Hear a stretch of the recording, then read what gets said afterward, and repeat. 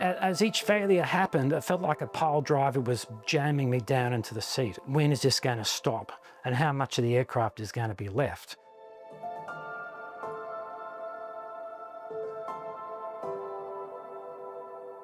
I'm Captain Richard de Crespigny. I'm a former pilot on the A380 at Qantas. I had a 45-year flying career, 11 years in the Australian Air Force and 34 years in Qantas. Behind me is the Maquette model of the A380. This was the design that was designed by Hans Hulsbosch in the early 2000s when Qantas made an order for 20 A380s. The Airbus A380 was the most modern, most advanced, biggest, heaviest, fastest commercial jet airliner in the world. It was licensed to take 853 passengers. It's got 4 enormous Rolls-Royce Trent 900 engines. It's got massive automation, computers, thousands of computers, 250,000 sensors and parameters. Everything is triplicated, quadruplicated. There are 7 flight control computers. Everything on this aircraft is what you get when you say that failure is never an option. This aircraft was both a masterpiece of engineering, aerodynamics, and in this case, this is the Maquette showing the masterpiece of branding. Hans was a marketing and branding person with an extensive background all around the world, and he came to Australia and set up his own company for branding. So if you see the green lettuce on the side of every Woolworths truck, that is Hans' work, the branding of every Virgin aircraft. So Hans had already been doing some work for Qantas, and the CEO, Jeff Dixon, approached Hans to say, we want you to rebrand the aircraft.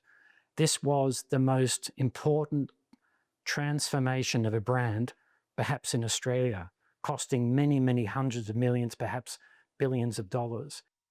And on this model, you will also see, because it's the Maquette, there are antennas, there's words like do not walk on this part of the wing, or radiation, don't touch, or there are sensors for the slip, or the ice detectors, or the angle of attack, or the pressure.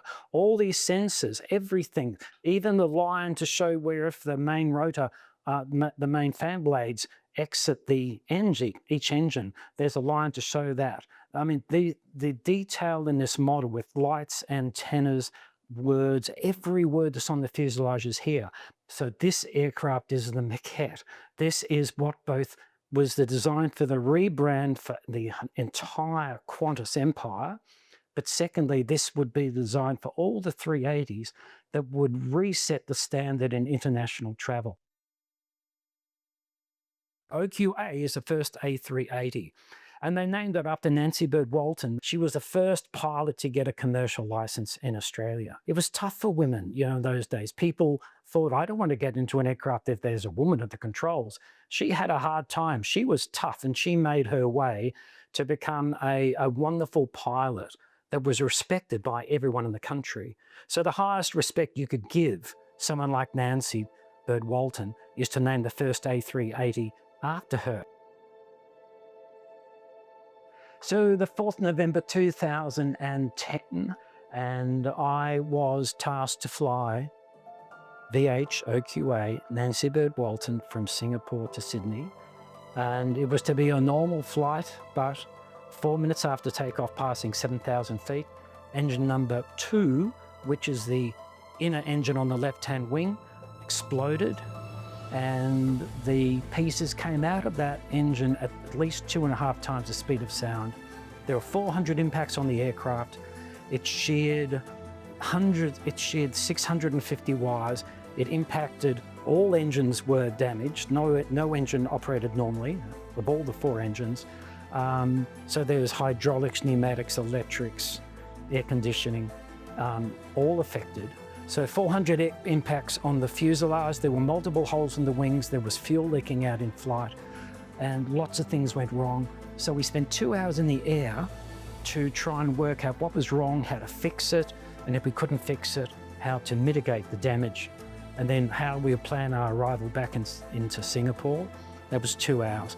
Then on the ground, we had 2 hours to safely get everyone off the aircraft. People walked down the slides, and the 440 passengers and the 29 crew, there wasn't a broken toenail. There was zero damage. In the QF32 story, we had this terrible incident where everything went wrong, and all the teams got together and we got all the passengers off the aircraft. And in fact, the brand of the airline improved after the event because of the amazing A380 from Airbus, Qantas with its remarkable training and experience, the amazing teamwork. This terrible incident where things went wrong, we were challenged and we came out and the brand improved. It was a great story of resilience, which is again why this story of this aircraft behind me is so iconic.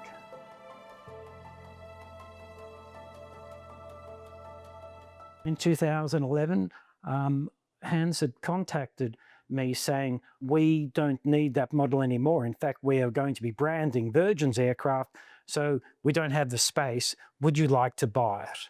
And I said, of course. There's no question. So I bought the aircraft from his company and I've had it ever since. Many people ask why I'm parting with this model, and if I sound emotional talking about it, it is because I am. I've had it in my study for the last 14 years and I love it. And I tell people the stories and they're amazed. But to be honest, there's not many. This is the right time to let others enjoy Nancy-Bird Walton. This aircraft and Nancy-Bird Walton and Qantas and Hulsbosch, all these different things that participate here demand, well, they need more credit than I can give it.